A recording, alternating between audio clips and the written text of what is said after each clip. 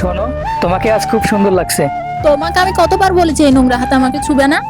আমার না কিছু টাকা লাগতো। এখনো আমার স্যালারি হয়নি, আর তাছাড়া তোমার টাকা কেন দরকার? আমার না পুরনো শার্ট যা যা ছিল সব না ছিঁড়ে গেছে। যখন তোমার ইনকাম করার ক্ষমতা হবে তখন কিনে নিও নিজের জন্য জামা কাপড়। আরে রাহুল তুই, আরে রনিক তুই এখানে? তারপর বল তোর খবর কি? কিছুই ভালো চলছে না রে ভাই। আমি একটা ক্যাফের ম্যানেজার ছিলাম, আর কিছুদিন আগে ওই ক্যাফের মালিক ওর ক্যাফেটা বিক্রি করে দেয়, আর আমার চাকরিটাও চলে যায়। স্যার বাদ দে, তোর কি খবর বল। আরে আমি নিজেই তো এই ক্যাফেটার ওনার, আর আমি অনেকদিন ধরে এই ক্যাফেটার জন্য একজন দায়িত্ববান ম্যানেজার খুঁজছি। তুই এক কাজ কর, তুই কালকে থেকে আমার ক্যাফেতে ম্যানেজার হিসেবে জয়েন কর। থ্যাংক ইউ ইয়ার, থ্যাংক ইউ সো মাচ। আচ্ছা তুমি বসো, আমি তোমার জন্য জল নিয়ে আসছি।